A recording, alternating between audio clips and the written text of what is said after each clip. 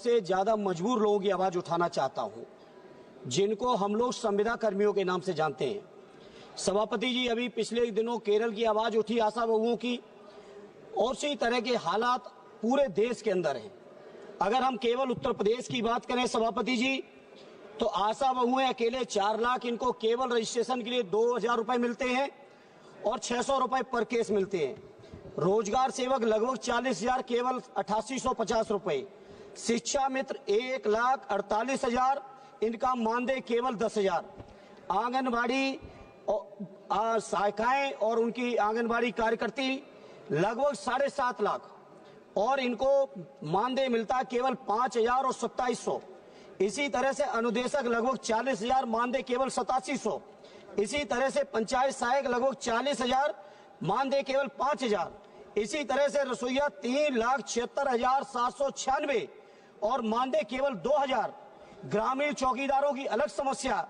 सभापति जी, मैं आपके माध्यम से केंद्र की सरकार जिसने लगातार वादे किए रोजगार देने के, लगातार भाषण चलते हैं 5वीं अर्थव्यवस्था के, आखिर ये अर्थव्यवस्था, आखिर ये इतना जो देश के अंदर संपन्नता, जो डंका बजा रहे हैं बीजेपी के लोग, जो बातें करते हैं बड़ी बड़ी, जो बातें करते हैं डबल इंजन की, जो बातें करते हैं दुनिया में सबसे बेहतर इकोनॉमी की, मैं पूछना चाहता हूं, अकेले उत्तर प्रदेश के अंदर लगभग 18 लाख कर्मचारियों का ये हाल है।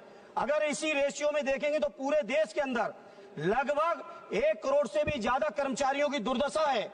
और साथ ही साथ सभापति जी, आश्चर्य इस बात का है, इसमें कहीं भी बाबा साहब भीमराव अंबेडकर जी के बनाए हुए संविधान में जो हमें रिजर्वेशन मिलना चाहिए दलित भाइयों को, जो रिजर्वेशन मिलना चाहिए पिछड़ों को, कहीं उसका कोई प्रावधान नहीं है। दिन नित नए षड्यंत्र, कैसे रिजर्वेशन को खत्म करें। रिजर्वेशन अगर सीधे खत्म नहीं कर पा रहे हैं तो आउटसोर्सिंग के माध्यम से खत्म कर दें।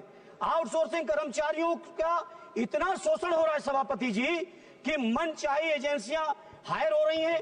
वो एजेंसियां अगर 10,000 रुपए सरकार पेमेंट करती है तो 3,000 से ज्यादा पेमेंट कर्मचारियों तक नहीं जाता है। सभापति 1 मिनट लेंगे बस, बहुत महत्वपूर्ण सभापति जी।